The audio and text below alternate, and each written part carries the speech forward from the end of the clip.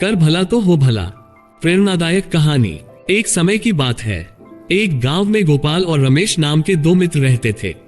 उनमें से गोपाल बहुत ही मेहनती था और हमेशा दूसरों की भलाई के बारे में सोचता रहता था, और रमेश बहुत ही आलसी था और कुछ काम नहीं करता था, लेकिन फिर भी वह अपने मित्र की सहायता के लिए हर संभव कोशिश करता था।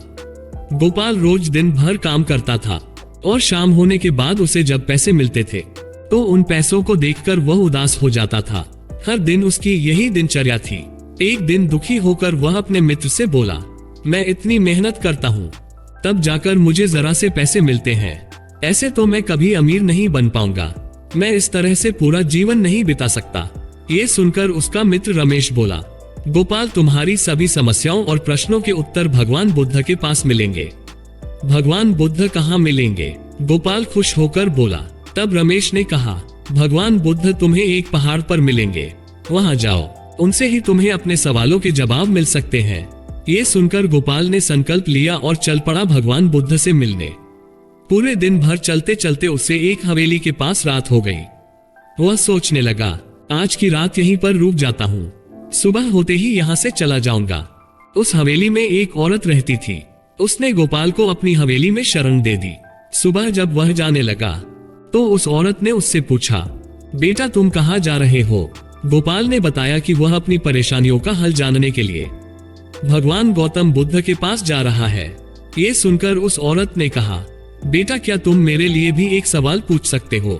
गोपाल ने कहा, जी बिल्कुल, बताइए आपका क्या सवाल है। उस औरत ने कहा कि मेरी एक बेटी है और वह जन्म से ही बोल नहीं पाती, इसलिए उनसे पूछना कि मेरी बेटी कब बोलेगी। ये सुनकर वह आगे चल दिया। काफी दूर चलने के बाद रास्ते में समुद्र आ गया। समुद्र के किनारे उसे एक कछुआ मिला, तो गोपाल उस कछुए से बोला, क्या आप मुझे समुद्र पार करा सकते हैं? तो कछुए ने कहा, जी बिल्कुल करा दूंगा, आओ मेरी पीठ पर बैठ जाओ। गोपाल उसकी पीठ के ऊपर बैठ गया और कछुए ने गोपाल को समुद्र पार करा दिया। जैसे ही गोपाल आगे बढ़ा तो उस कछुए ने गोपाल से पूछा, तुम कहाँ जा रहे हो? गोपाल ने वही जवाब दिया कि भगवान गौतम बुद्ध के पास अपनी परेशानियों का हल जानने के लिए जा रहा हूँ। कछुआ कहने लगा, क्या आप मेरा भी एक सवाल पूछ सकते हैं? गोपाल मुस्कुरा कर बोला, हाँ बताओ, आपका क्या सवाल है? कछुए ने कहा, उनसे पूछना कि मैं ड्रैगन कब बनूंगा। इतना सुनकर गोपाल आगे की यात्रा के लिए चल पड़ा। काफी दिनों की यात्रा के बाद गोपाल एक पर्वत पर जा पहुंचा।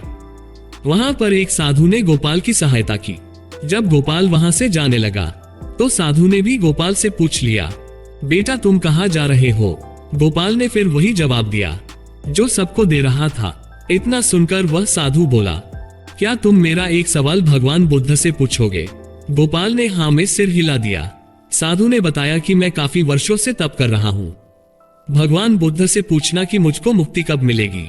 ये सुनकर वह आगे की ओर चल दिया और अंत में गोपाल भगवान बुद्ध के पास पहुंच गया और पहुंचकर उसने भगवान बुद्ध को प्रणाम किया और बोला, भगवान मैं आपसे कुछ प्रश्नों के उत्तर जानना चाहता हूँ। भगवान गौतम बुद्ध ने कहा, बेटा तुम काफी दूर से आए हो, इसलिए पूछो क्या पूछना चाहते हो, लेकिन मैं तुम्हारे 3 प्रश्नों का ही उत्तर दूंगा। ये सुनकर गोपाल असमंजस में पड़ गया कि 3 कौन कौन से प्रश्न पूछूं। गोपाल सोचने लगा कि मेरा जीवन तो चल ही रहा है, क्यों ना मैं उन लोगों के प्रश्न पूछ लूं जो मुझसे ज्यादा दुखी और परेशान है। गोपाल ने पहला सवाल पूछा, हवेली में रहने वाली लड़की कब बोलने लगेगी?